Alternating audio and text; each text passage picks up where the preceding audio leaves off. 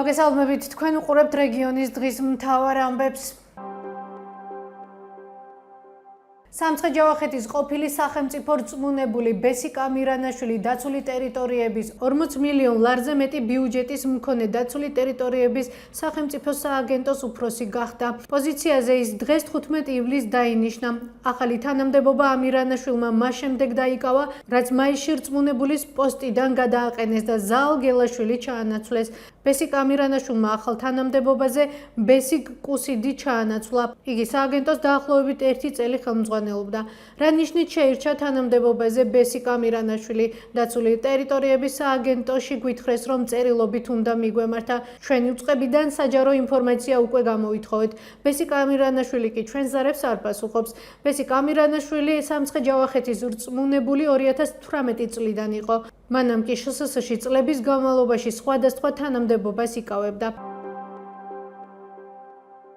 პარტია გახარია საქართველოსთვის თვითმმართველობის არჩევნებში მონაწილეობას მიიღებს. პარტიის სამცხე-ჯავახეთის ოფისის წარმომადგენელმა სოფიო ხორგუანმა ამის შესახებ დღეს ახალციხეში ბრიფინგზე ისაუბრა. გადაწყვეტილებას კრიტიკული შეფასება მოყვა ოპოზიციური სპექტრის მხრიდან.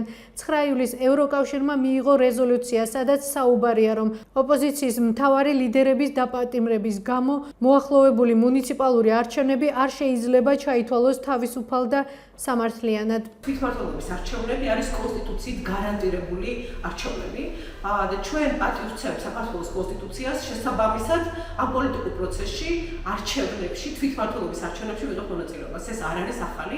სიახლე გვაქვს ის, რომ ჩვენ შევთანხმდით ლელოსთან, რომელმაც ასევე მიიღო გადაწყვეტილება, რომ თვითმმართველობის არჩევნებში მიიღოს მონაწილეობას ვითანამშრომლოდ და ყავდეს კანდიდატები, რომელთაც ორივე პარტია დაუჭერს მხარს. მიზანი ასევე ჩვენი ბრძოლის ამ თვითმმართველობის არჩევნებში შესვლით არის ისიც, რომ გავაძლიეროთ ის პროტესტი, რომელიც საზოგადოებაში არის იმ რეჟიმის წინააღმდეგ, რომელიც გვაქვს. ეს არავითარ შემთხვევაში თვითმმართველობის არჩევნებში მონაწილეობა არავითარ შემთხვევაში არ უპირისპირდება არსებულ ბრძოლას და პროტესტს, რომელიც მოქალაქეებს აქვთ განამ ქუჩაში.